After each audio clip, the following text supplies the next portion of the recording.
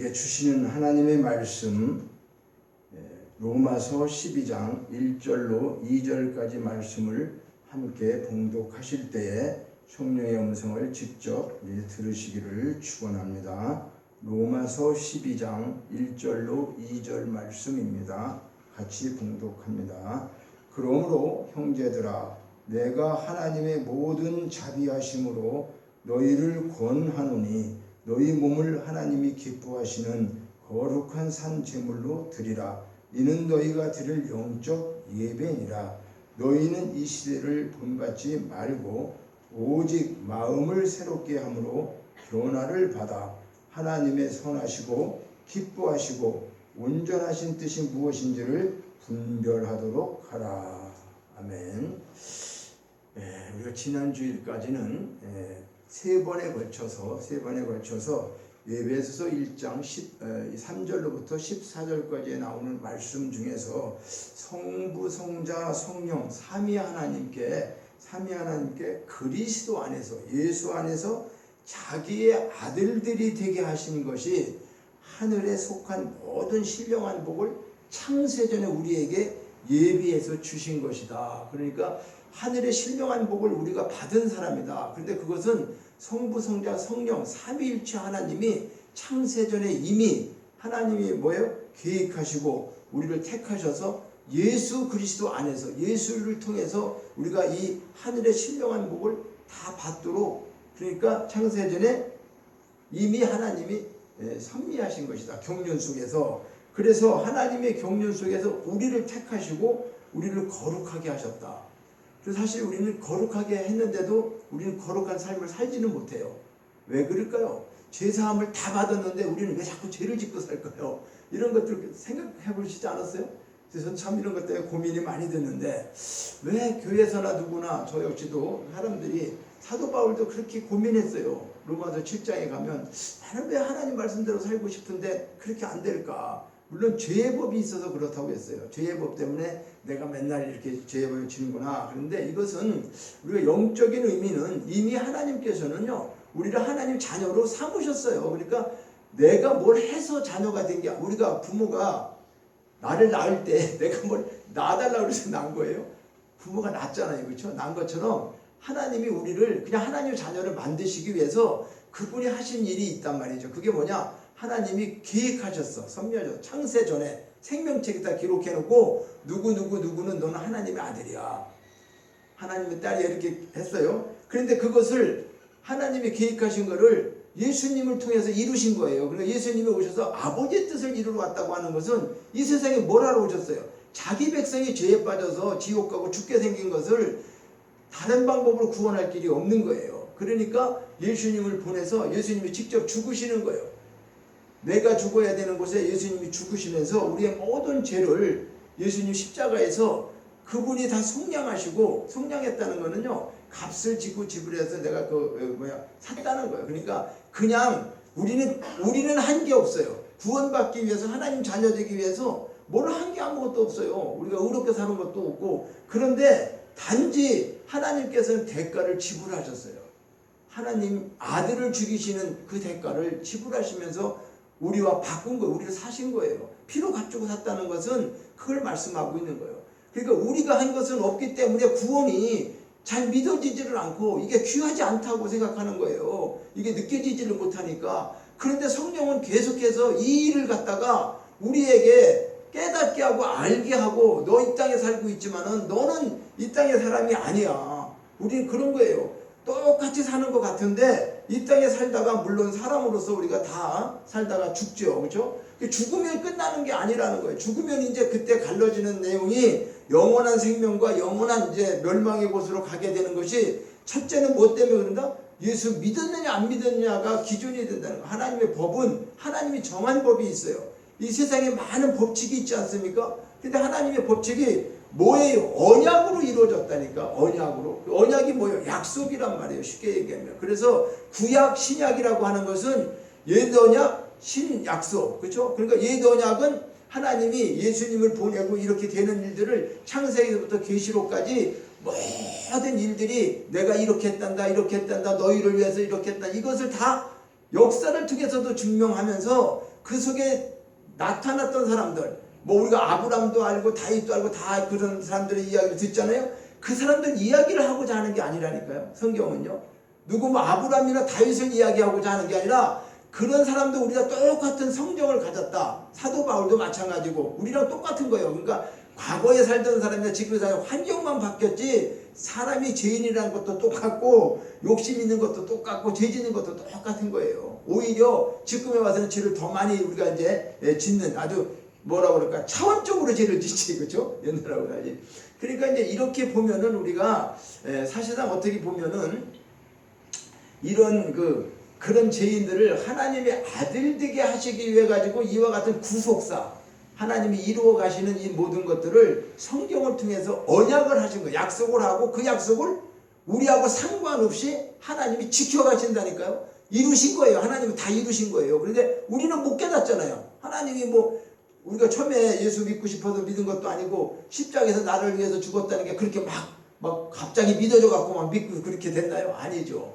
그냥 교회 다니다 보니까 이제 깨닫게 되고 성령 어느 시점에 가니까 말씀이 오고 그렇죠? 우리 마음속에 이제 하나님께서 이런 깊은 것을 주시니까 아 그렇구나. 내가 죄인인 것을 깨닫게 되고 정말로 우리가 하나님의 그 놀라운 사랑과 그 은혜가 어떤 것인가를 알게 되니까 그것을 깨닫고 우리가 할 수 있는 일이 뭐냐 그러면 거예요. 하나님이 우리를 하늘의 특별한 우리 신령한 복이라는 것은 세상 복이 아니라고 그랬죠. 눈에 보이지 않는 복이니까 지금은 그 복이 보이지를 않아서 우리가 받은 건지 안 받은 건지 세상 사람들도 저 예수 믿는 사람들은 뭐야 저렇게 뭐 사는 것도 찌질이 같이 살고 뭐 이런 것도 많이 있죠. 그렇죠? 맨날 숙맥처럼 살고 뭐 손해보고 뭐 여러 가지 그런 거 있으면서 그들은 어떻게 해요? 뭐 능멸할 수도 있고 집안에서도 그렇고 이럴 때가 많이 있죠. 예수 믿는 것 때문에 그렇죠? 예, 그런데 실질적으로 우리가 믿음으로 산다고 하는 게 뭐냐 그 말이에요. 우리가 그렇죠? 예.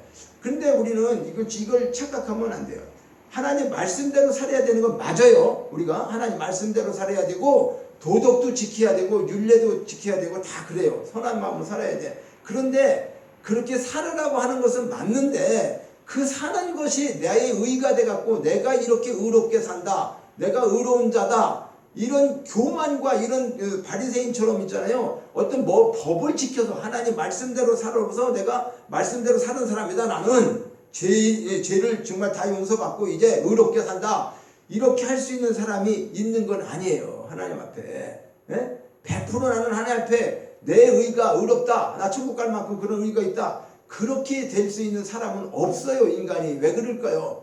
그런데 다 우리는 죄인이기 때문에 우리가 행하는 의는 그 의를 가지고는 하나님 앞에 갈 수가 없어요. 단 하나 예수 그리스도 그분을 통해서 우리가 하나님께서는 우리가 죄인이지만 예수님의 피값으로 우리가 피를 바르고 문설주에다 피를 바르고 이스라엘 백성들이 출애굽한 것처럼 오늘 우리는 그리스도의 십자가의 그 피로 우리는 다시 구원받은 사람이 우리 죄인은 죄인이죠. 그런데 겉에는 뭐가 있어요? 예수님 피를 발라져 있어요. 예수님이. 그래서 하나님은 예수님을 보시는 거예요. 우리 속에 나를 보는 게 아니에요. 그래서 우리를 의롭다 칭해주는 거예요.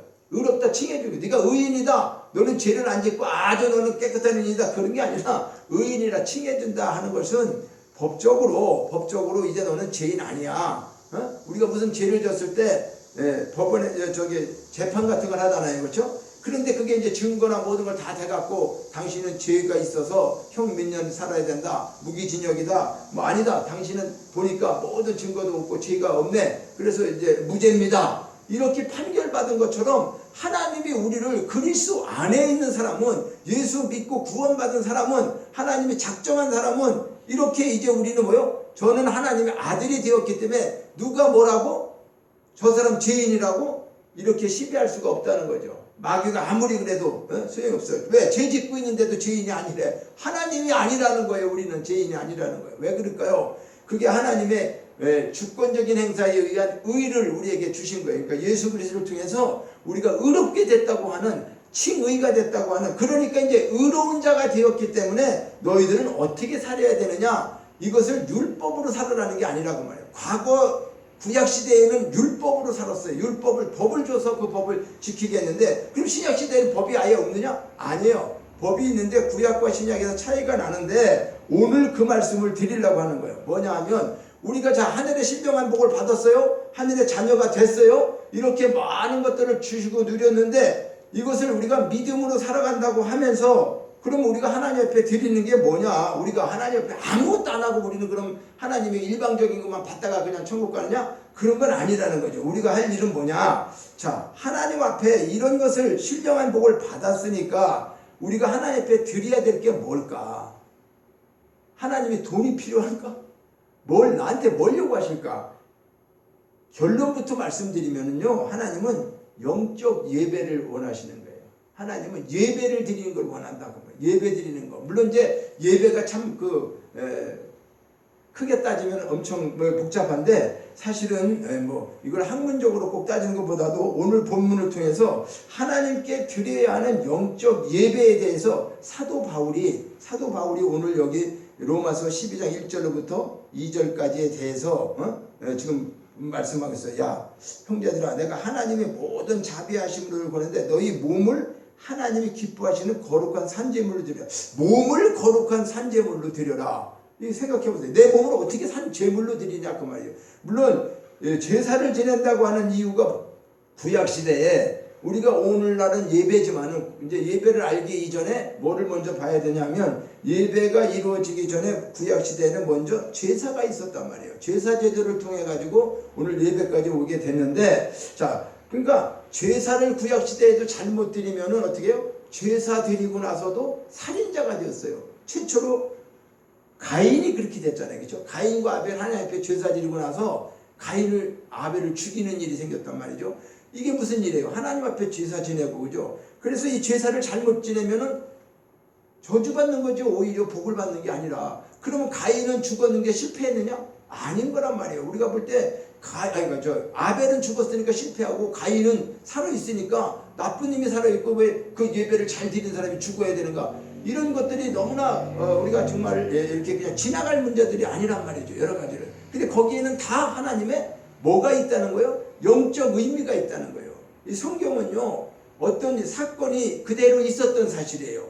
역사적으로도 증명하고 다 있는 사실인데 그걸 통해서 그냥 역사처럼 전쟁이 일어났었다, 기드온이 300명 가지고 싸워야 되겠다, 이건 무슨 신화와 같은 이런 얘기를 읽으면 소설보다도 못해. 그냥 더 재미있는 거 많잖아요. 성경보다 더 재미있는 소설들이 많단 말이에요. 그런데 우리는 거기서 무엇을 깨닫게 하는 거냐? 하나님이 그 말씀을 통해서 우리 하나님의 자녀가 된 사람들이 너희들이 하늘나라에 올 때까지 너희들이 어떤 방법으로 갖고 살아야 되고 세상에 사는 방법대로 사는 게 아니라 내가 너와 함께하고 너희들에게 주어진 그 마음 가지고 살아야 되는데 그것이 어떤 일을 하며 살아야 되느냐? 영적 예배, 구약시대는 제사. 근데 제사는 제물이 반드시 있어야 되죠. 이거를 종교학에서 정의한 것을 보면은 뭐라고 하냐면 제사의 의미가 뭐냐면, 자, 인간이 어떤 신과 올바른 관계를 확립하고 유지 또는 회복하기 위해서 신에게 제물을 드리는 종교의식이다. 이게 정의예요. 뭐냐면, 그러니까 제사라는 게 뭐냐? 제사라는 거는 인간과 신이 그렇죠? 그러니까 우리는 지금 하나님만 얘기하는 게 아니에요. 제사를 하나님 앞에 우리만 드려요? 믿는 사람만 드려요? 안 믿는 사람도 드려요? 안 믿는 사람도 제사 드립니다. 방법이 달라요, 우리랑. 그런데 그들은 이제 우리가 볼 때는 우상숭배라고 하죠. 그렇죠? 그런데 그 사람들도 이런 마음으로 제사를 지내는 거예요. 쉽게 말하면은 신이라고 하는 거, 자기가 돌을 만들었던, 어쨌든 신이라고 생각하는 그런 관계 속에서 자기가 어떤 것을 유지하고 회복하기 위해서, 내가 지금 몸이 아프다, 아니면 사업이 어렵다, 자녀 집안에 문제가 있다, 이런 것들을 신에게 죄물이나 이런 걸 드려서 좀 도와달라는 거죠. 쉽게 이렇게 나를. 그러니까 그런 것들을 어떻게 해요? 죄물을 드리면서 자기의 그 어떤 관계, 신과의 관계 속에서 그런 것을 이렇게 회복해달라고 하는 종교 의식이다 그 말이에요. 이게 정의적으로 얘기하면 그래요. 자, 그러면 신과 교통이 제사의 의식을 통해서 이루어진다는 것이죠. 신과 교통하는 게 제사의 의식을 위해서 통해서 이루어진다. 자, 그러면 신이라고 하는 분이 생명과 모든 사건과 주관자라고 하는 사실을 우리가 믿는 거죠. 우리는 하나님께서 모든 걸 주관하는 하나님의 신을 우리는 믿잖아요. 그렇죠? 그런데 그들은 하나님을 다른 방법, 하나님을 모르니까 다른 걸 하나님이라고 생각하는데 이렇게 그 신이 자기가 만들어 놨던 우상 그 자체를 믿고 있는 게 어떻다는 거예요? 모든 자기 생명도 주관하고 기륭화복을 그 신이 다 줄 거다 이렇게 믿고 있는 거라 그 말이에요. 그게 그 사람들도. 그러니까 어떤 형태이든지 우리가 생명이 관련되어 있다는 거예요. 신과 우리가 제사 지내는 것은 생명이 관련되어 있는데 제사에 있어서는 반드시 제물이 있게 되는 거죠. 그래서 유교 우리나라는 그렇죠. 유교 사상이 참 깊었지 않습니까? 그래서 지금도 그래요. 제사 뭐 끊지 못하는 사람들이 많이 있죠. 저희도 뭐 종종 집안이다 보니까 제가 어릴 때 한쪽에서는 나는 초등학교 때부터 교회를 다녀서 그때 깨닫고 난 다음부터는 제사를 안 지냈어요. 참석은 해도 제사를 안 지, 절을 안 했어요. 그러니까 막 초등학교 때 형들이 이렇게 많고 그런데 제사 안 지내고 절 안 하고 있으면 나중에 혼나요 안 혼나요? 되게 혼내키죠. 응? 너 뭐하러 왔냐? 너는 누구 조상이냐? 뭐 여러 가지 뭐 핍박을 많이 받았어요. 근데 그때마다 뭐 이렇게 뭐 충만해갖고 다 말을 드릴 수는 없었지만은 나는 하여튼 하나님 알고서부터는 그런 거 다 쓸데없는 거라 그래서 그리고 죽은 사람 귀신 되는 거 아니야. 이제 이런 성경을 깨달았으니까 그런 논제를 가지고 얘기할 때는 이게 잘 세상적으로 사는 형님들하고 이게 얘기가 잘 안 되죠. 그래서 그런 어려움. 그래서 한쪽에서는 절하고 한쪽에서는 앉아서 기도하고 막 이런 일이 생겼어요. 저희 집안에. 그리고 예수를 지금 칠형제 다섯째인데 위에 형들은 안 믿고 내 밑에 동생들하고 제가 이제 믿게 해갖고 이렇게 다니다 보니까 그런 어릴 때부터 제가 이제 그게 참 엄청 어렵더라고. 왜 그러냐면 제사도 또 한두 번 있는 게 아니야. 이게 뭐 한 달에 몇 번씩 있어요. 종종 집안이. 그리고 또 시향이라고 해가지고 가서 하는 거 있어요. 산에 가서 뭐 이렇게 하는 거. 여러 가지가 있더라고요. 종갓집이라는 게 쉬운 일이 아니에요. 보면 그게 다 오는 거잖아요. 당숙이냐 뭐 이런 분들 다 오는데 기지사 같은 거는 뭐 별거 아니고 가까이 사는 분만 오지만은 그때는 시골 뭐 어디까지 차 타고 오고 막 그래요. 제사 지내는 곳이 대단해요. 내가 보면. 그래서 잔치처럼 모여. 사람들이 제사날 되면요. 그 시골에 그런 거예요. 그 양반 뭐 이런 거 참 그런 거. 그래서 우리는 얼마나 제가 감사한지 그것을 어쨌든 우리 어머니 아버지가 구원을 받게 제가 예수를 믿게 해가지고 집안에 소용돌이가 생겼었지만은 하여간 이제 제사를 큰형이 이제 모시게 되고 우리 집에서는 어머니 아버지 내 동생하고 저까지는 중학교 때까지는 이제 아예 믿음의 집안이 됐어요. 믿음의 집안이 돼서 주일날에만 아예 성경 찍고 이제 교회 갔다 오고 뭐 이제 집안에서도 다 그렇게 하고 인정을 받고 이렇게 했는데 제가 이제 고등학교 이제 객지로 나오고 그러면서 또 학교 졸업하고 회사 다니면서 서울까지 오고 이제 객지 생활하고 이러다 보니까 가족하고는 이제 좀 저는 멀리 좀 있었죠. 뭐 이런 과정이 지나면서 이제 제가 성장하고 믿음 생활을 이렇게 하게 됐는데 참 이게 제사라고 하는 것이 그 사람들을 지금서 제가 생각해 보니까 참 어처구니가 없는 거예요. 사실은 이게 생각해 보면. 그런데 제사도 이게 뭐가 있느냐면 규례가 있단 말이에요. 규례가 제사상에 딱 아무거나 막 올려놓는 것도 아니고 순서가 또 있어. 뭐 홍동백선이 해가지고 붉은 거는 동쪽에 뭐 흰 거는 뭐 서쪽에 뭐 차려놓는 방법이 있어요. 아무데게 뭐 과일도 뭐 맨 뒤로 가는 것도 아니고 앞에 있고 이게 종류가 다 있어. 이거 하는 사람들은요. 그러니까 거기에 다 여러 가지 뭐 고기도 있고 뭐 여러 가지 해주지만은 결론적으로는 그게 제물이잖아요. 그렇죠? 그러니까 죽은 조상이 와서 신이 돼갖고 와서 이걸 먹고 간다는 거예요. 그 사람들 생각은. 그래서 제사상을 다 차려놓고 문을 열어놔. 12시쯤 돼서 제사를 지내. 지금은 뭐 제사 이거 제대로 지내는 것도 아니고 그 법대로 하면 그러면서도 제사 지낸다고 해요. 근데 그때 제사는 그렇잖아. 엄해요. 엄해. 목욕전하고 오고 또 깨끗이 입고 먹으라고 미리 입고 그래. 그래서 하여튼 문을 열어놓고 이제 한 몇 분 있다가 이제 그 제사를 지내요. 제사 지내고 나서 나중에 이제 뭐 그 밥도 떠서 이렇게 하고 이제 드시고 갔다는 거야. 그러고 이제 문 닫고 음복한다고 자기들끼리 절한 사람들끼리 이제 음식 먹고 막 이렇게 하거든요. 근데 그때는 못 살 때니까 제사 지내면 신쌀밥으로 지내지 암만 없어도 보리밥 지내는 건 없어요. 그러니까 이제 제사날 이제 그 밥 먹고 이제 과일 이런 거 먹고 싶어 갖고 근데 너무 늦게 지내는 거예요. 12시 다 돼서 지내니까 초저녁에 자고 그때쯤 일어나야 되는데 이제 내비둬요 부모들이. 그러면 이제 깨우지도 않아. 어떨 때는. 왜 그러냐면 사람들이 많이 오잖아요. 근데 그냥 너 위에 가서 자고 있어라 그런단 말이에요. 깨운다고.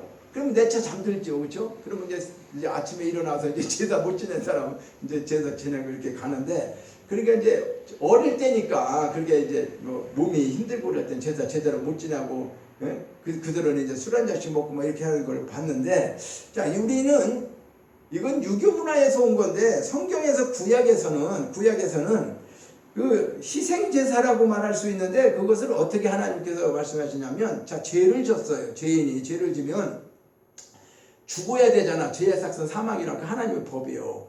그러니까 사람이 죽을 수는 없으니까 짐승을 죽게 한 거예요. 양이나 염소를 끌고 와서 제사장한테 내가 이러이러한 죄를 졌다 하고 내 죄를 이 양에게 다 덮어 씌워요. 그래서 이제 내 죄는 다 전가됐다. 그러면서 이제 짐승이 죽어. 짐승이 대신 죽죠. 그러면은 죄 지은 사람 대신에 이 짐승이 죽게 되니까 죽임을 당하는 원인은 뭐 때문에 죽음을 당해? 죄 때문에 죽는 거잖아요. 짐승이. 그죠? 그러니까 이러한 대속적 죽음, 대속적, 누가 속죄해 주는 거야. 대신 죽는다 그런 말이에요. 내가 죄인인데 내가 안 죽고 대신 짐승이 죽어. 그래서 인간과 하나님 사이에 그 죄가 이제 사해짐을 받는 거예요. 그러니까 내가 큰 죄를 졌는데 그게 짐승을 통해서 제사를 지내고 나니까 그 죄는 없어졌어. 자, 그러면 한 번 죄를 져가지고 그 짐승을 잡아가지고 끝나면 내가 무슨 죄를 져도 되느냐? 아니야. 그 뒤에 다른 죄를 졌잖아요. 그럼 또 짐승 잡아드려야 되는 거예요, 이게. 예? 그러니까 그 유효기간처럼 뭐라 그럴까, 그 짐승 한 마리 잡아서 드리는 거는 그 한 제목에 대해서 하는 것이지, 한 번 짐승 드렸다고 해서 내 모든 죄가 다 1년 동안 없어지거나 막 그런 게 아니란 말이죠. 그래서 하나님께서는 이 그러니까 제사의 죄물을 갖다가 죽음을 통해서 인간과 화목을 이루는 것이 이제 율법을 통한 제사 제도였었는데, 그래서 결국 제사 제도는 어떻게 해요? 인간의 죄 때문에 대신 죽음을 당하는 제물이 있었던 거란 말이죠. 그래서 이 제사는 일시적이었다. 그러니까 한 범죄에 한 번의 제사가 요구되는 것이지, 다른 죄를 짓게 되면 또 다른 제물을 드려야 되는 이런 것이 이제 레위기에, 우리가 레위기 읽을 때 참 힘들죠. 그렇죠? 예, 여러 가지. 그런데 그때 이제 규례, 제사의 규례가 너무나 잘 적혀져 있는 거예요. 레위기에 가면요. 그러니까 레위기가 참 중요한 거죠. 그래서 신약에서의 제사는 뭐냐? 산제사라고 하는 의미가 뭐냐? 산제사. 자, 구약에서는 죽은 제사죠. 왜 그럴까요? 짐승을 죽여서 드리니까. 사는 짐승을 죽여서 드리죠. 그러니까 죽은 제사의 개념과는 달리 신약에서는 산제사라고 드리라고 하는 걸 말하고 있어요. 그러면 왜 구약시대에는 죄를 속하기 위해서 죄 지은 사람 대신에 희생제물이 생명을 하나님께 드렸는데, 신약시대에는 그럼 왜 산제사라고 그러냐? 자, 이것은 우리 예수님이 오셔가지고 그분이 죽으심으로 인해가지고 그분이 십자가에서 제물이 돼서 죽으심으로 다시는 어떤 제사의 제물을 드릴지 필요가 없다라고 하는 것을 하나님께서 히브리서 9장 12절에 보면, 다시 너희들이 내가 이제 내 아들 예수를 통해서 너희 모든 죄를 사해 줄 거니까, 그게 신약에 대한 약속이에요. 구약에는 그때마다 제사장을 통해서 죄물이 죽어야 되는데 그 죄물 대신, 그래서 요한이 뭐라고 그랬냐면, 예수님이 오실 때 보라 세상 죄를 지고 가는 어린 양이다 그랬잖아요. 그 양처럼 예수님이 오셔서 그 우리의 모든 죄를 그분이 십자가에서 다 어떻게 해요? 속량하신 거예요. 그러니까 하나님의 법을 그렇게 정한 거예요. 예수님을 보내서 메시아가 와서, 메시아가 너희들 죄를 위해서 다시 죽을 것이다. 그러면 이제는 너희는 산제사가 드리는 게 뭐냐? 너희들이 누구 짐승을 잡아다가 죽을 것도 아니고 너희가 죽을 필요도 없고, 이제는 뭐를 하라는 거예요? 이것이 이제 예수님이 우리를 위해서 죽으셨다는 걸 우리가 깨달았죠. 그렇죠? 나의 모든 죄를 그분이 이렇게 다 사해 주셨구나. 그래서 이제 이것을 우리는 뭐예요? 기념하고 그것을 깨닫고 하나님 앞에 우리가 제사를 드리는 게 아니고 이제 예배를 드리는데, 이 예배에 대해서 요한복음에 가면은 수가성 여인과의 만나갖고 지금 제가 예배 드릴 때마다 하나님은 영이시니 예배하는 자들은 영과 진리로 예배할 것이다. 이것을 수가성 여인과 만났을 때 예수님이 말씀하고 있어요. 그래서 예배에 대한 건 좀 더 이제 몇 번 말씀을 드리겠지만, 오늘은 이제 우리가 하나님 앞에 드리는 영적 예배가 어떻게 이 구약시대는 제사로 됐고 신약시대에 와서는 영적 예배로 되는데, 이 예배는 어떤 걸 얘기하는 거냐? 그런 걸 나가기 때문에 너희 몸을 하나님이 기뻐하시는 거룩한 산제사로 드려라. 그러니까 이것은 너희가 드릴 영적 예배다. 그러니까 우리가 예수 그리스도를 믿는 자고 하는 것은 그리스도가 제물이 됐다는 거잖아요. 예수님이 제물이 되어가지고 너희들이 이제 제물 드리지 않아도 돼. 그 죄물 하나로 다 끝났어. 그런데 그분을 의지해서 이제 내 죄를 어떻게 해요? 하나님께 이제 아뢰는 거죠. 그러면 이미 죄물은 이제 예수님이 내 죄 대신에 죽으셨기 때문에 이걸 우리는 회개라고 하죠. 하나님 제가 이런 죄를 졌어요. 성당에서는 뭐라고 그래요? 고해성성가 뭐 이렇게 뭐 얘기하고 그래요. 그러니까 이제 그리스도의 죽음은 인류의 모든 죄를 단번에 속죄하셨다 그 말이에요. 그 여러 가지 짐승을 드리는 게 예수님 피로 대속적인 죽음이기 때문에 더 이상 속죄를 위해서 희생 제물이 필요하지 않다라고 하는 것을 하나님이 신약에 와서 말씀하고 있는 거예요. 우리 저기 뭐 히브리서예요. 자, 그러다 보니까 우리는 더 이상 생명에 대한 요구, 내가 죄를 지면 물론 내가 죽어야 되죠. 죄는 죄의 삭은 사망인데, 근데 이미 내가 지은 죄를, 그래서 우리는 과거, 미래, 현재의 죄를 어떻게 했다는 거예요? 주님이 다 사해 주셨다는 걸 믿어야 돼요. 무슨 얘기냐면 나는 지나간 죄를 회개했으니까 하나님 앞에 지나간 죄는 다 용서받았을 거야. 그럼 앞으로 짓는 죄는 어떻게 해? 앞으로 내가 계속 죄를 짓고 가는데 그 죄는 그러면 회개 못하고 죽으면 죄 짓고 그럼 용서 못 받은 거네? 그런 내용이 아니란 말이에요. 이거 깊이 가면 과거, 미래, 현재 모든 죄는 나의 모든 죄는 하나님이 나를 선택하고 나를 택하시고 하나님의 자녀가 되게 한 것은 예수 그리스도를 통해서 나는 이미 어떻게 해요? 구원받고 깨끗한 다시 태어났다고 말해요. 그러니까 우리가 영적으로 거듭났다고 하는 것은 다시 태어난 거예요. 우리가 부모로 태어났지만은 부모의 육신에 이렇게 그 과정을 통해서 났지만은 그걸로는 우리가 천국에 갈 수도 없죠. 이 육신은 다 죽으니까. 그러니까 영적으로 다시 태어났다고 하는 것은, 거듭났다고 하는 것은 다시 난 거랑 똑같단 말이에요. 변화된 게 아니에요. 이거는 어떤 변질되는 게 아니고 다시 났다는 거예요. 종류가 다 다르다는 거죠. 영으로 났다. 하나님의 말씀으로 다시 우리를 낳았다. 처음에는 육신의 부모가 낳고 우리를 마지막에 누가 낳았어요? 육신의 부모로 낳은 것으로 끝난 게 아니고 하나님이 우리를 낳으셨다는 걸 말씀으로 낳고 이렇게 지금 낳았다는 거예요. 그것이 우리는 어떻게 해요? 구원받은 사람이죠.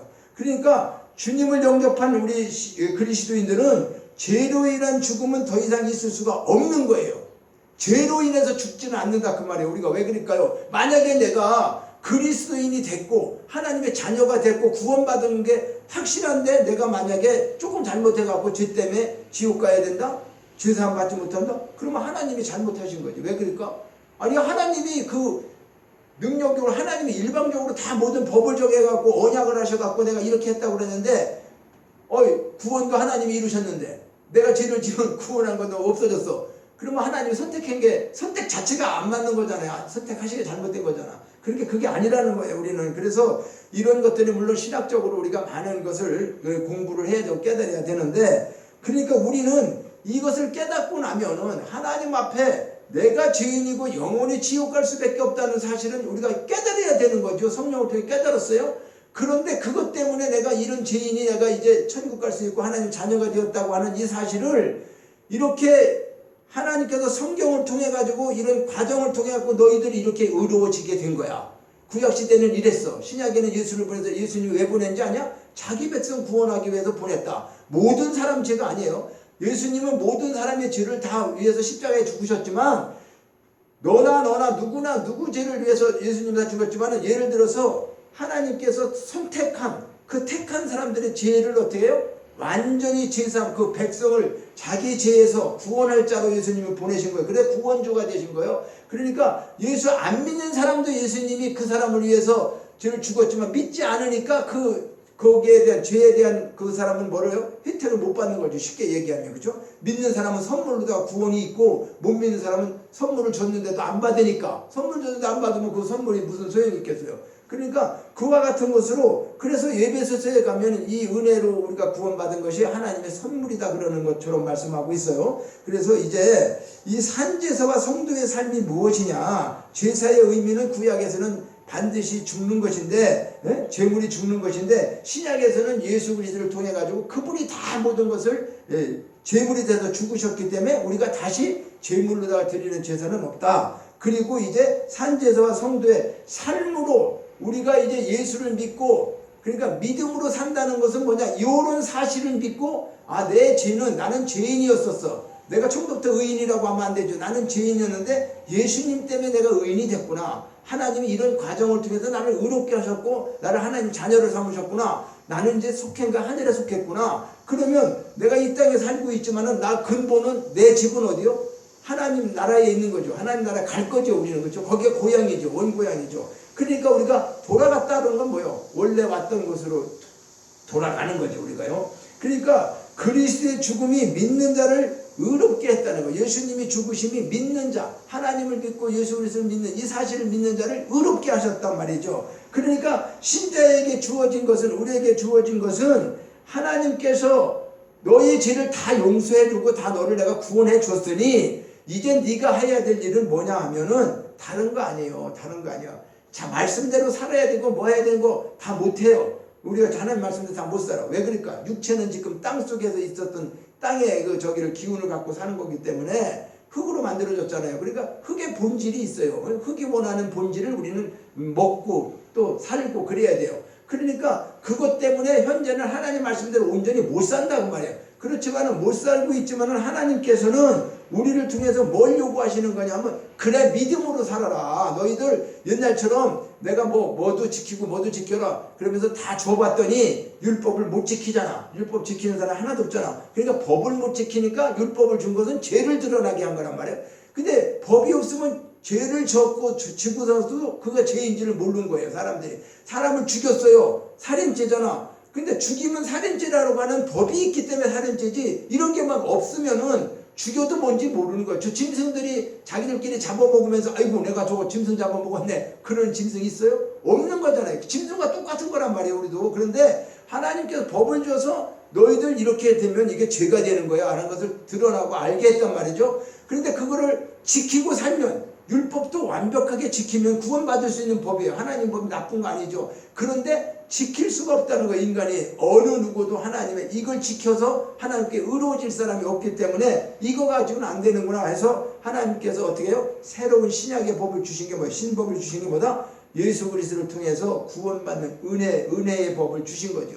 율법과 은혜의 법이 있는 거죠. 그래서 이 은혜의 법이라고 하는 것은 내가 뭘 지켜서 얻는 게 아니에요. 은혜는 뭐예요? 내가 할 수가 없어. 저거 받을 수 없는 여건에 있는데 그걸 그냥 주신 거예요. 그러니까 그게 은혜죠. 내가 만약에 물에 빠졌는데 내가 수영해서 나와. 그러면 뭐 내 힘으로 나왔잖아요. 그 사람이 줄을 던져줬다 하더라도 나도 수영하고 뭐 해서 같이 해서 왔어. 그러면 그 사람한테 고맙기는 고맙지만 100%는 다 아니잖아. 왜? 나는 이제 죽는 거야. 아무것도 못해. 죽는데 누군가 와서 나를 건져줬잖아요. 이게 은혜잖아요. 그렇죠? 난 수영도 못하고 빠져 죽는데 누군가 와서 건져줘.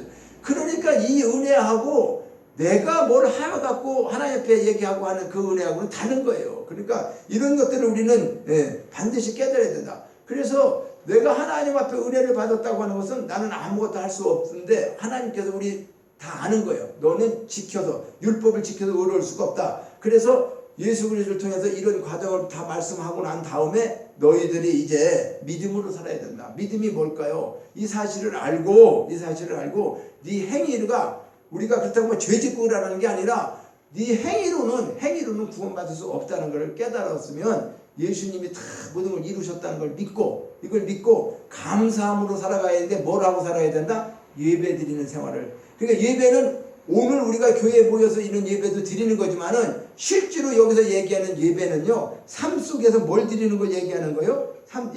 삶 속에서 내가 행동으로, 삶으로 살아가는 그걸 말씀하는 거니까, 믿음의 사람이고 하나님의 아들이 되고 하늘에 속한 자가 되었다고 한다면 너 어떻게 살아야 되느냐? 그거를 지금 율법이 아니라 법처럼 얘기하는 게 아니라 하나님께서 하신 이 모든 것을 믿음으로 살아가라 라고 하는 거죠. 그 믿음은 뭐예요?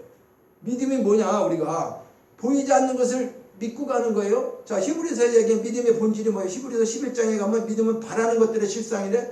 천국이 우리는 천국을 바라보는데 세상 사람들은 천국을 바라봅니까? 아니에요. 이 세상 것만 바라봐. 이 세상에서 잘되고 축복하는. 근데 우리는 이 세상에 연연하지는 않아. 물론 이 세상에서 힘들고 그럴 때는 짜증도 나고 우리도 인간이기 때문에 뭐 하죠. 그러나 주 목적은 하늘나라에 있다고 하는 걸 우리는 느끼고 살아요. 내가 죽으면 이 땅에서 살다가 분명히 주님 오시는 날 우리는 다시 부활도 하고 이걸 다 알고 있어. 그런데 그것을 눈으로 보지 못했지만 우리는 어떻게 해요? 믿음으로 그걸 믿고 가는 거예요. 그럴 때 어떻게 되는 거예요? 보이지 않는 것을 믿고 갈 때에 그게 실상으로 나타난다는 거죠. 우리가 실제로 그게 이루어진다는 거. 그게 믿음이라는 거예요. 눈에 보이지 않아. 천국이. 그런데 그걸 믿고 가. 그러니 이게 세상적으로 보면은 말이 안 맞는 거예요. 이게 눈에도 안 보이고 없는 것 같은데 그걸 어떻게 믿고 가갖고 그게 실제로 이루어지냐? 이걸 믿는 사람이니까 뭐 하는 거야? 이거 믿음은 초월인 거예요. 초월. 그러니까 우리 생각, 세상의 지식, 학문 이런 모든 것들을 어떻게 한다? 다 초월시키는 거예요. 이게 땅에 있는 사람은요. 땅에 있는 사람은 하늘에 있는 것을 모르잖아요. 그러니까 이걸 제가 또 뭐 드린 말씀을 기억하는지 모르겠는데 이 하루살이하고 메뚜기하고 제가 그런 얘기를 해요. 하루살이하고 메뚜기하고 만났는데 하루를 사는 거예요. 하루를 사는데 메뚜기가 이제 야 날이 어두워지니까 내일 만나자. 그러니까 하루살이가 내일이 뭐야? 내일이 없는 거야. 하루살이는. 근데 내일이 뭐니? 그러니까 내일은 밤이 이제 이렇게 컴컴해지고 달이 뜨고 해가 뜨고 뭐 이렇게 하면은 이제 자고 나면 내일이 오는 거야. 그러니까 내일 만나니까 하루살이는 하루밖에 안 살았으니까 내일은 모르잖아요. 그렇죠? 근데 메뚜기는 아는 거예요. 그러니까 우리가 지금 많은 사람한테 얘기할 때에 우리는 믿음으로 가는 사람은 내일을 아는 거란 말이에요. 예를 들어서. 근데 믿음이 없는 사람은 그냥 이 세상 사는 거 눈에 보이는 거 요거만 전부 다니까 뭔 소리를 하고 있는 거야. 그러면서 오히려 하루살이는 메뚜기한테 제가 날이 더워가지고 더위를 먹었다 얘기하는 거예요. 그것처럼 모든 사람들이 그래. 그러면 또 그것뿐이냐? 메뚜기가 이제 하루살이가 없어졌어요. 그러니까 놀 사람이 없어서 개구리랑 놀고 있네. 개구리랑 놀다가 가을이 됐어. 근데 메뚜기는 들어갈 때가 됐죠. 이제 가을 되니까 겨울이 됐는데 초겨울 되려니까. 그러니까 이제 개구리가 얘기하는 거야. 메뚜기한테. 야 메뚜가 너 이제 내년에 만나. 내년에 만나자. 이제 겨울 되고 그러면 추워서 못 만나니까. 그러니까 아니 지는 내년까지 살아본 게 없어. 가을까지 몇 개월은 살아봤지만. 그 내년이 뭐냐 그거예요. 내년은 이제 겨울이 되면 눈도 오고 막 있는데 나는 땅속에 들어갔다가 이제 잠자고 나면은 또 이제 새로운 저기가 돼갖고 다시 나오면 그 새해가 바뀌는 거야. 그러니까 그때 당시 메뚜기는 또 뭐라고 그래? 야, 그 무슨 그런 게 있냐? 이제 얘기하면서 그 곤충들을 비유해서 이렇게 얘기를 하지만은 실질적으로 그게 저는 참 마음에 와 닿더라고요. 그 사람들에게 이게 뭐 큰 적은 아니지만은 이런 거 그런 자연 속에서 살아가는 것을 보면서도 우리가 느끼는 것은 똑같은 사람인 것 같으면서 왜 그들은 하나님을 영접하지 않은 사람들의 사고방식과 하나님을 믿고 살면서 우리가 그 말씀대로는 못 살고 있지만 살려고 애쓰고 노력하고 있으면서 우리가 믿고 있는 믿음이 뭐냐? 내가 물론 깨끗하고 거룩하고 하나님 뜻 살고 얼마나 좋겠어요. 근데 잘못되면 그렇게 된 사람들이 뭐가 돼요? 서기관과 바리새인들이 된다 그 말이죠. 왜 그러냐면 내가 지켜서 내가 의로워졌다는 것이 교만하지 말아야 되는데 사람은 그게 알지 못하게 다 교만성이 있게 된다. 그러니까 마귀가 그거를 하지 말라는 게 아니라 잘해야 되는데 잘못하면 그걸로 인해 가지고 오히려 하나님의 은혜를 저버리고 자기 의를 드러내고 그것이 되니까 우리가 그러지 못해. 그러니까 섰다고 하는 사람은 넘어질까 조심하라고 하는 이유가 그거죠. 그러니까 하나님은 우리의 의를 우리가 의롭게 사는 의를 받는 분이 아니라 그것을 감사하고 깨닫고 드리는 예배를 받으시는 거예요. 그러니까 하나님이 우리의 본질은 내가 의롭게 뭘 했습니다가 아니라 나는 죄인입니다. 항상 나는 하나님 앞에는 항상 죄인입니다. 그런데 이런 은혜를 하나님이 주셨으니 제가 이 은혜에 어떻게 살아야 되겠습니까? 말씀대로 살려는데 힘들고 어렵고 안 되는데요. 그러니까 성령을 보내주셨죠. 그래서 성령의 음성을 듣고 우리가 말씀을 기억하면서 성령께서 우리를 늘 어떻게 해요? 함께 동행하시기 위해서 함께 어떻게 임마누엘 하시라고. 그래서 성령을 우리에게 신약시대에 와서는 어떻게 했어요? 우리 속에다가 우리 심령이 성전이 된 거죠. 성전이 과거에는 건물로 다 했죠. 다윗 시대에 지나가고 솔로몬이 그죠? 성전 져가지고 그곳에서 이제 제사 행위를 하고 그런 거잖아요. 그런데 그것이 변하고 주님이 오셔서 주님이 직접 내가 성전이다. 너희도 성전이다. 고린도전서 우리가 거룩한 성전이다. 그러니까 우리 안에 누가 오시는 거예요? 예수님이 가시고 내가 보혜사 성령을 보낸다. 그분이 오셔서 우리 속에 있으면서 그분은 우리와 함께하면서 영원히 떠나지 않는다.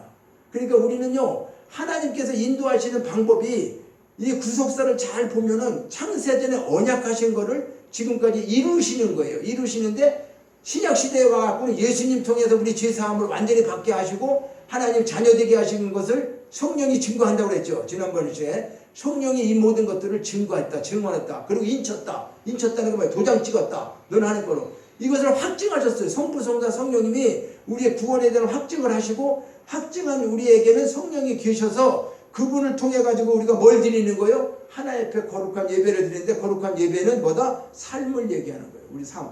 믿음으로 살아가는 삶. 이것이 거룩한 예배라고 하는 거예요. 믿음으로 행하는 거. 그러니까 하나님을 기쁘시게 한다는 것은 믿음이 없이는 기쁘시게 할 수 없다라고 말하잖아요. 히브리서 11장 6절에 믿음이 없이는 하나님을 기쁘시게 하지 못한다. 이 말씀은 뭐예요? 우리가 믿음은 하나님을 기쁘시게 하고 하나님이 우리의 예배를 받으시며 기쁘시게 응답하시는 그런 역사가 신약에 와서 예수님이 그걸 직접 보여줬죠. 어떤 백부장이 있죠. 그렇죠? 그 백부장의 믿음을 보고 칭찬해 주셨죠. 즉시 응답해 주셨어요. 네 믿음대로 될지어다 하고, 어떤 중풍병자가 어떻게 해요? 지붕을 뜯어서 사람들이 내릴 때에 그 사람들의 믿음을 보시고 주님이 뭐예요? 내 죄사함을 받았다. 그러면서 치유와 구속에 대한 모든 것도, 구원에 대한 것도 말씀했죠. 12해를 혈루증으로 앓은 사람 여인들을 그걸 보고 그 딸을 보고 뭐랬어요? 딸아 안심하라, 내 믿음이 너를 구원했다. 전부 다 믿음을 통해서 하나님이 역사를 이루시는 거예요. 믿음을 통해서. 그러니까 이런 믿음은 주님을 기쁘시게 하는 것이다 그 말이죠. 그래서 영적 예배를 드리려고 하면 하나님에 대한 절대적인 뭐요? 믿음을 가지고 있지 않으면은 하나님을 기쁘시게 할 수 없다는 거죠. 그래서 의로운 제사를 또 기뻐하신다. 시편 51편 19절에 그때 주께서 의로운 제사와 온전한 번제를 기뻐하셨다라고 기록됐어요. 그러니까 하나님을 기쁘시게 하는 예배를 드리려면 의로운 예배를 드려야 되는데, 그 의로운 예배를 드리려고 하면 먼저 뭐요? 우리의 죄에 대한 것을 고백하고 회개하는 그것이 있어야 된다. 왜 그럴까요? 참회해야 된다. 그러니까 예배는 하나님과 단절된 상태에서 우리가 어떻게 해요? 죽은 예배, 하나님과 단절된 상태 가운데서 드리는 것은 죽은 예배라면, 그러니까 하나님과 내가 교통이 안 되는 상태에서 드려지는 것은 이게 이제 예배가 아니라는 거죠. 그래서 하나님께서는 우리에게 의로운 제사를 드리기 위해서 뭘 하셨어요? 예수님이 죽으실 때에 위에서 휘장이 위에서부터 밑에까지 찢어졌다고 하는 것은 이제 예수 그리스도를 통해서 우리가 직접 하나님 앞에 나올 수 있는 길을 열어주신 거죠. 처음에는 성전을 우리가 잘 알죠, 그렇죠? 성막에 보면은 지성소가 있고 성소가 있잖아요. 그러니까 그 앞에 휘장처럼 가려져 있었단 말이에요. 앞에 아무나 못 들어가요. 그 안에 법궤가 있고 제사장만 1년에 한 번 들어가요. 그러니까 여기에 들어갈 때는 제사장을 통해서 들어갔던 것이, 우리는 이제 뭐예요? 예수님이 십자가에서 죽으시면서 다 이뤘다 하고 제물이 되시고 우리가 이제 너희를 직접 이제 나한테 와서 제사 지낼 수 있다라고 하는 것이, 그 징표가 뭐냐? 이게 휘장이 찢어진 거다. 그만 휘장이 없어지면서 하나님 앞에 우리 죄인이 이제 나갈 수 있는 거예요. 구약시대에는 죄인이 하나님 보면 죽죠. 근데 신약시대에는 죄인이 하나님을 안 보면 죽어. 영원히 죽어. 바꿔진 거예요. 우리는 죄인이야. 죄인이지만 하나님 앞에 나갈 수 있는 거예요. 신약시대에는. 그래서 왕같은 제사장이라고 하는 것은 내가 직접 제사를 드릴 수 있다는 거예요. 그러니까 제가 이거 비평하는 게 아니라, 왜 천주교 같은 데서 고해성사 같은 것이 성경하고 안 맞느냐? 하나님 앞에 직접 예배드리고 내가 회개하고 내가 고백하는 거지, 누구의 중보 기도는 할 수 있어요. 중보적 기도는 할 수 있지만은 신부 아니라 누구래도 그 사람의 죄를 대신 어떻게 해줄 수 있는 게 없어요. 고해성사 같은 거 그거 말이 안 맞는 얘기예요. 성모 마리아한테 얘기한다? 하나님한테 얘기하라고? 이런 그 논리가 잘 안 맞는 것들을 주술적으로 믿고 있는 부분들이 많아서, 그래 교리적으로 봤을 때는 잘못된 부분이 많기 때문에 그 교리를 그대로 믿으면 그거는 믿고 있으면서도 천국 못 간다는 거예요. 왜 그럴까요? 그 엄청난 건 거죠. 그들을 비평하자는 게 아니에요. 이 정확한 말씀은 그렇다는 거예요. 우리가 하나님께서 너 직접 나와서 너 이제 예수로다 너 구원받고 하나님 자녀, 아니 아버지하고 자녀가 됐으면은 어떻게 돼요? 실질적으로 아버지가 처음에는 내가 죄를 짓고 아버지한테 무서워도 떨어져 있었는데 엄마를 통해서인지 누구를 통해서 화해가 됐어. 아버지가 잘못했습니다. 용서해서. 그럼 그 다음부터 어떻게 해요?